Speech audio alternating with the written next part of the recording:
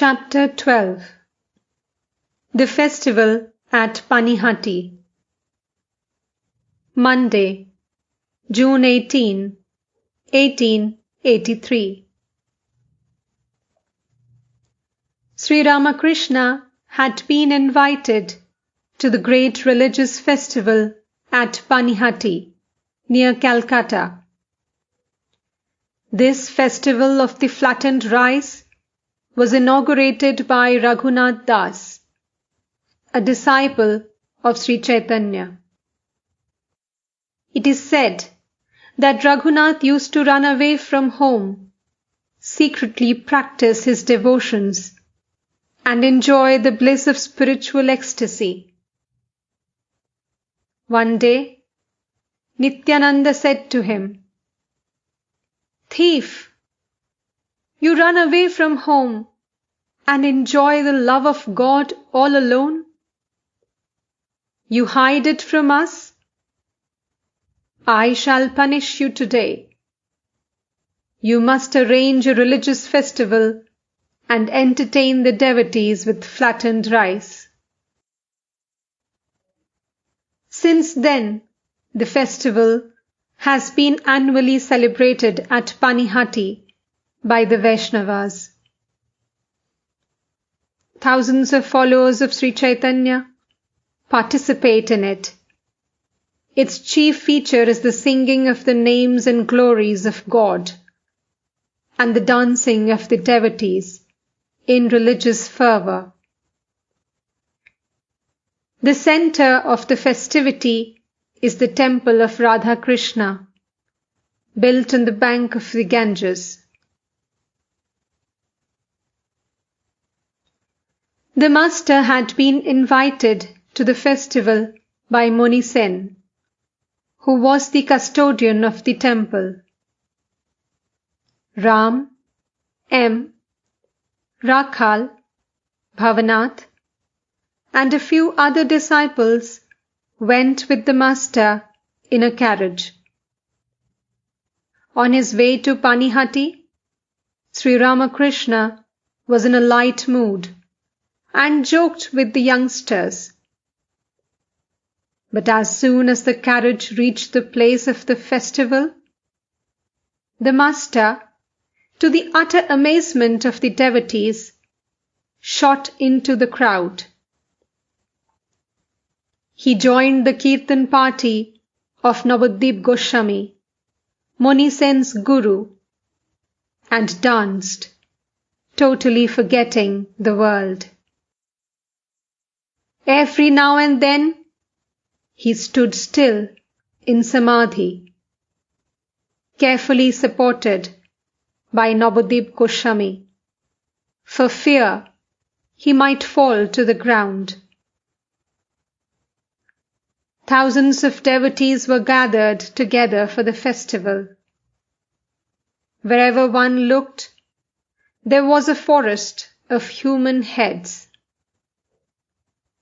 The crowd seemed to become infected by the master's divine fervor and swayed to and fro, chanting the name of God, until the very air seemed to reverberate with it.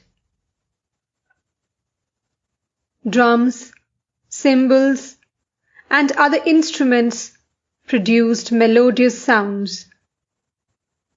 The atmosphere became intense with spiritual fervor.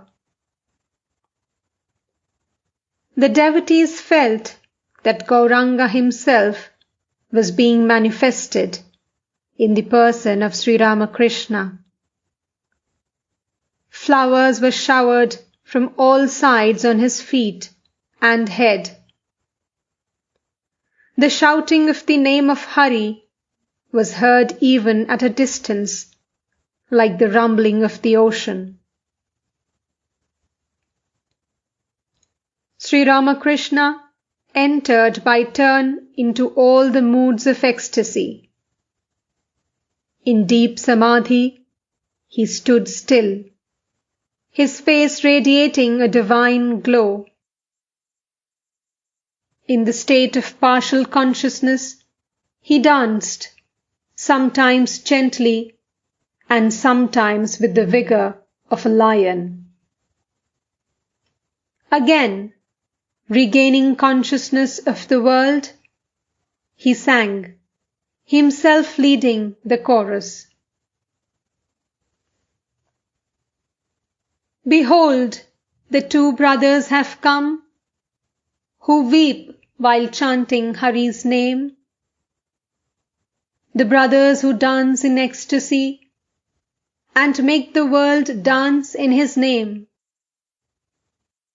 Behold them, weeping themselves and making the whole world weep as well. The brothers who, in return for blows, offer to sinners Hari's love. Behold them, drunk with Hari's love, who make the whole world drunk as well.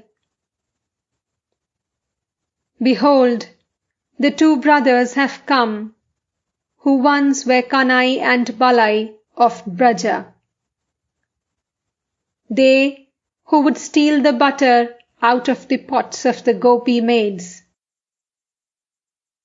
Behold, the two have come, who shatter all the rules of caste, embracing everyone as brother, even the outcast shunned by men,